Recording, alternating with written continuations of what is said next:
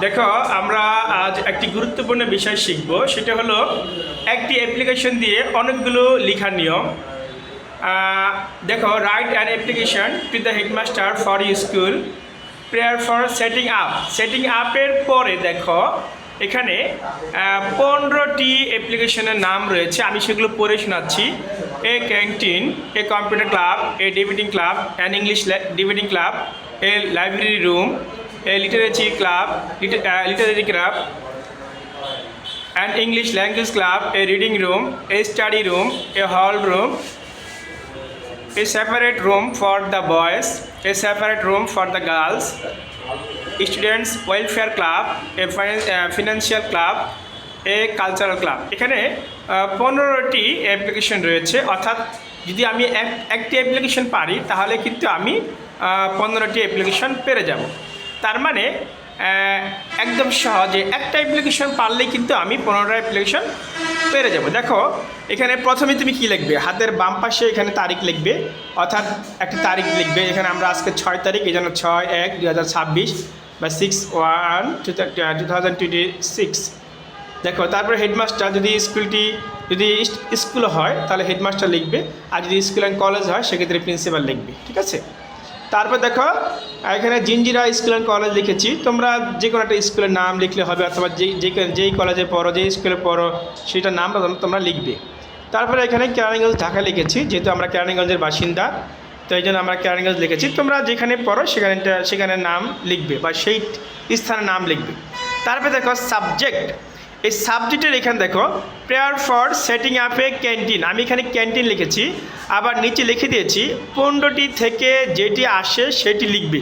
তার মানে prayer for setting আপে যদি এই কম্পিউটার ক্লাব আসে তুমি কম্পিউটার ক্লাব দিবা, প্রেয়ার ফর সেটিং আপে ডিবেটিং ক্লাব হলে ডিবেটিং ক্লাব দিবা, prayer for an English debating club হলে সেটা দিবা, প্রেয়ার ফর যদি রিডিং রুম আসে রিডিং রুম দিবা, যদি প্রেয়ার ফর এই স্টাডি রুম থাকে স্টাডি রুম দিবা, প্রেয়ার ফর এই কালচারাল ক্লাব। অর্থাৎ পরীক্ষা এখান থেকে যেটি আসবে তুমি ওই সাবজেক্টটা এখানে বসায় দিবা। তার মানে প্রেয়ার ফর সেটিং আপ, পরীক্ষা যেই সাবজেক্টটা আসবে, যেই বিষয়টা আসবে এখানে, অর্থাৎ এই যে 15টি, এই 15টি থেকে যেটা আসবে আমরা এখানে সেটি বসিয়ে দেব। ক্লিয়ার? দেখো, তারপর দেখো sir with the students of your school, আমরা আপনার বিদ্যালয়ের শিক্ষার্থী, beg must respectfully to state that, আপনার কাছে সম্মানের সাথে প্রার্থনা করছি যে a large number of students study in our school, অনেক শিক্ষার্থী এখানে কি করে, তারা এখানে লেখাপড়া করে, স্টাডি অধ্যয়ন করে আমাদের বিদ্যালয়ে। আওয়ার স্কুল ইজ রেনোভেন্ট, মানে বিখ্যাত। আওয়ার স্কুলটা আমাদের বিদ্যালয়টা হলো বিখ্যাত ইন দিস এরিয়া, এই অঞ্চলে, অথবা তুমি ইন দিস ডিস্ট্রিক্ট লিখতে পারো, ইন দিস উপজেলা লিখতে পারো। এখানে ইন দিস এরিয়া দিয়েছি, তুমি ইন দিস, এই অঞ্চলে আমাদের বিদ্যালয়টি বিখ্যাত। অ্যান্ড এনরিচড মানে সমৃদ্ধ। In this with a lot of facilities, এবং অনেক ধরনের ফ্যাসিলিটিস দ্বারা পরিপূর্ণ। But we are very unlucky, মানে আমাদের বিদ্যালয়টি খুব ভালো, আমাদের বিদ্যালয়টি অনেক সেরা, এই অঞ্চলের সেরা, সমৃদ্ধ, বিখ্যাত। এখন এটা তুমি বলার পরে এখন তুমি কি করলা? But we are very unlucky that, আমরা খুবই দুর্ভাগ্য যে, আমাদের খুবই দুর্ভাগ্য যে there is no subject. There is no subject মানে হচ্ছে, অর্থাৎ এখানে তুমি সাবজেক্টই বসাইবা। কি বসাইবা? এই যে 15টি যে সাবজেক্ট রয়েছে, এই 15টি যেটা পরীক্ষা আসবে আমরা এখানে সেই সাবজেক্টই বসাবো। তার মানে দেয়ার ইজ নো, আমাদের এখানে নেই। কি নেই? ক্যান্টিন হলে ক্যান্টিন লিখবে, ডিবেটিং ক্লাব হলে ডিবেটিং ক্লাব লিখবে, কালচারাল ক্লাব হলে কালচারাল ক্লাব লিখবে, হল রুম হলে হল রুম লিখবে। অর্থাৎ যেটা পরীক্ষা আসে সেটা তুমি লিখে দিবে।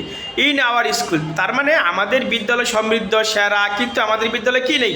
ডিবেটিং ক্লাব নেই, আমাদের বিদ্যালয়ে ক্যান্টিন নেই, আমাদের বিদ্যালয়ে হল রুম নেই। এরকম তুমি কথাগুলো লিখে দিবে।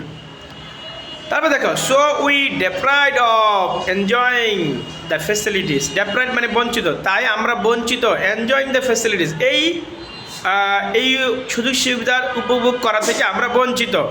অফ সাবজেক্ট মানে ওই যে এই সাবজেক্টগুলো বসায় দিবা। তার মানে a canteen, a debating club, তার মানে আমরা এই ডিবেটিং ক্লাব থেকে বঞ্চিত, আমরা এই ক্যান্টিন থেকে বঞ্চিত, আমরা হলরুম থেকে বঞ্চিত, এভাবে তোমরা লিখে দিবা।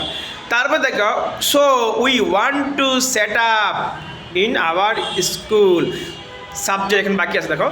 So we want to set up, তাই আমরা চাই সেট আপ করতে, স্থাপন করতে। কি স্থাপন করতে? A canteen, A DVD club, অর্থাৎ সাবজেক্টে ঘরে তুমি ওই যে 15টি সাবজেক্ট এখানে যেটা পরীক্ষা আসবে সেটা বসিয়ে দিবে।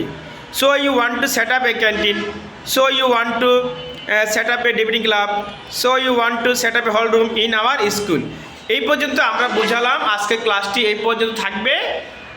আর একটু বলে দেই, কালকে আগামী ক্লাসে আমরা পরবর্তী বিষয়গুলো লিখে দিব ইনশাল্লাহ। তারপরে একটু পরবর্তীতে we therefore pray and hope that you would be kind enough to grant us and set up canteen, set up DVD club, এবার লিখে দিবা। We remain sir your most obedient the students of Jinjira high school বা Jajira high school, যে স্কুলের নাম। এভাবে তোমরা লিখতে পারো, আমি এখানে লিখি নাই, তোমরা লিখে নিও। আর আগামী ক্লাসে ইনশাল্লাহ আমরা পরবর্তী লাইনগুলো ইনশাল্লাহ তোমাদেরকে লিখে দেব। আর আমি তো মুখে বলেই দিলাম, আশা করছি তোমরা এইভাবে লিখতে পারলে পরীক্ষায় ভালো করতে পারবে।